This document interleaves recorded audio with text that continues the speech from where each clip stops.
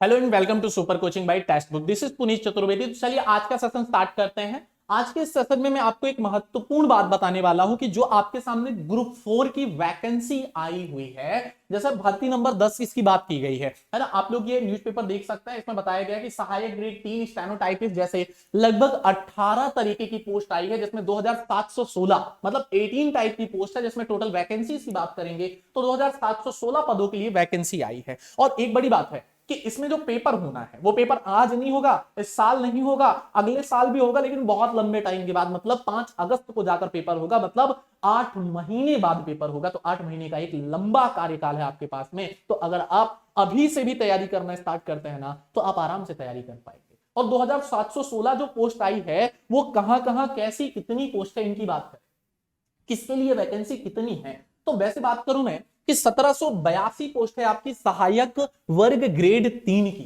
अकेली सहायक वर्ग ग्रेड 3 की 1782 पोस्ट। लेकिन यहां पे उनके लिए ये पोस्ट होगी जिन्होंने डीसीए पीजीडीसीए साथ में सीपीसीटी कर रखा होगा, एक कंप्यूटर डिप्लोमा साथ ही साथ सीपीसीटी। इसके बाद बात करेंगे यहां पे कार्यालय सहायक, data entry operator, IT computer operator, लिपिक, कोडिंग, रिकॉर्ड क्लर्क व अन्य समकक्ष पदों की जो भर्ती है वो है 1782 पोस्ट पर ये भर्ती। ठीक है, इसके बाद आगे चलते हैं।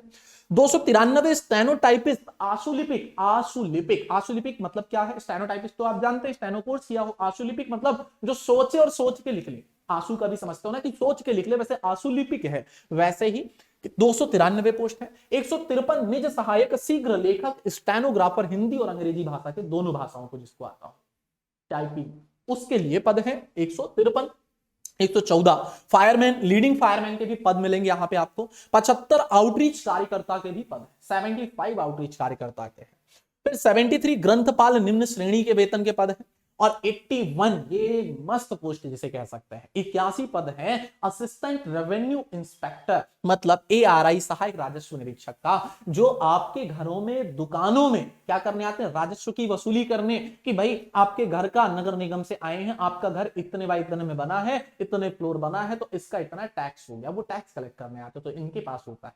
ठीक है, वो 1 फ्लोर लिखें, 2 फ्लोर लिखें, रेंटेड लिखें, व्यवसायी लिखें, रेसिडेंशियल लिखें, उनके ऊपर समझ रहे हैं, ये वो पोस्ट है। और इसमें कोई भी टेक्निकल आपसे क्वालिफिकेशन नहीं मांग रहा, वो आरआई में मांगता है, एलएसजीडी वगैरह, राइट। एआरओ की जो आई है उसमें मांगा है, जो पटवारी के साथ आई है उसमें मांगा है, यहाँ पे नहीं मांगा। तो बहुत अच्छी पोस्ट है ये। ठीक है, नेक्स्ट बात करते हैं। अगला यहां पे आपका 73 ग्रंथपाल निम्न श्रेणी के पद हो गए। फिर 45 प्रयोगशाला सहायक के असिस्टेंट, क्या है ये? लेबोरेटरी जो होती है, असिस्टेंट लैब टेक्नीशियन जो होता है ना, प्रयोगशाला सहायक के पद है। और श्रेणीवार पद संख्या है अनारक्षित की, मतलब अनरिजर्व कैटेगरी की 595 मात्र, ईडब्ल्यूएस कैटेगरी की 224 है, एसटी की 420 सीटें हैं, एसटी की वहीं पर 895 सीटें हैं, और ओबीसी की 582, जबकि कुल बात करेंगे तो यहां पर 2716 सीट है। मतलब सबसे ज्यादा पोस्ट है एसटी के पास, फिर एससी के पास, और फिर इसके बाद में ओबीसी के पास, और फिर अनारक्षित के पास, फिर ओबीसी, और फिर लास्ट में ईडब्ल्यूएस। तो ये पोस्ट इस प्रकार से आपके पास में है। अगली बात करें यहां पे आपको नेक्स्ट, तो देखिए सबसे पहले तो ये मध्य प्रदेश कर्मचारी चयन मंडल भोपाल की तरफ से समूचार के अंतर्गत सहायक ग्रेड 3 स्टेनोटाइपिस्ट शीघ्र लेखक और अन्य पदों की भर्ती आई थी, जिसका फॉर्म फिल होना आपका स्टार्ट होगा कब से? तो देखिए फॉर्म फिल होने की अगर हम बात करें और पेपर की बात करें तो 6 मार्च से फॉर्म फिल होगा और 20 मार्च तक फॉर्म फिल होना, प्रक्रिया चलती रहेगी। इसमें संशोधन कराना है तो 6 मार्च से ही चलेगा, और आवेदन पत्र में अंतिम संशोधन आपका 25 तक चलेगा। 6 से 20 तक फॉर्म भरो और 6 से 25 तक आप संशोधन करा सकते हैं। ठीक है, फिर अगली बात करें, यहां पे जो आपका एग्जाम की डेट है वो एग्जाम आप कब फिल करा पाएंगे, मतलब कब पेपर देंगे? तो पेपर 5 तारीख से 5 अगस्त से स्टार्ट हो जाएगा, 5/8/2023 को। 2 शिफ्ट में किसी में भी हो सकता है, या तो सुबह वाली शिफ्ट में 9 से 11, या तो फिर शाम वाली में 3 से 5। तो 2 घंटे की ये परीक्षा है। यहां पर श्रेणी मतलब जो कैटेगरी वाइज पोस्ट है, किसकी कितनी पोस्ट है उसका भी विवरण दिया हुआ है। और टोटल 1 2 3 4 ऐसे करके देखोगे तो 18 टाइप की पोस्ट है। इसका स्क्रीनशॉट और पीडीएफ आपको हमारे टेलीग्राम चैनल पे मिल जाएगा, जिसकी लिंक लगी हुई है। ठीक है, अगली बात करें, सिलेबस क्या है? सबसे बड़ी बात तो महत्वपूर्ण बात यही होती है कि सर ये बताइए कि इस एग्जाम का क्या सिलेबस होगा, है ना। सबसे बड़ी समस्या ये होती है कि बिना सिलेबस से तो कुछ करना नहीं, 8 महीने का समय है तो पढ़ना है। तो सिलेबस यहाँ पे आपको 6 टाइप से दिया हुआ है, 6 टॉपिक 6 सब्जेक्ट के रूप में दिए हुए हैं। सबसे पहले सामान्य ज्ञान, तो जनरल नॉलेज में यहां पे आपका पूरा का पूरा जीएस आ जाता है, लाइक हिस्ट्री, पॉलिटी, ज्योग्राफी, है ना, और इसी के साथ ही साथ यहां पे साइंस भी आता है, इकोनॉमी वगैरह, और लूसेंट का मिसलेनियस विविध जो होता है, साथ ही साथ एमपीजी के भी इसी में इंक्लूडेड होता है। अब अगली बात करें हिंदी की, तो सामान्य हिंदी आता है जो व्याकरण वाला सामान्य हिंदी का पोर्शन है। फिर जनरल इंग्लिश जो सामान्य अंग्रेजी है वो भी आपसे यहां पर पूछा जाता है।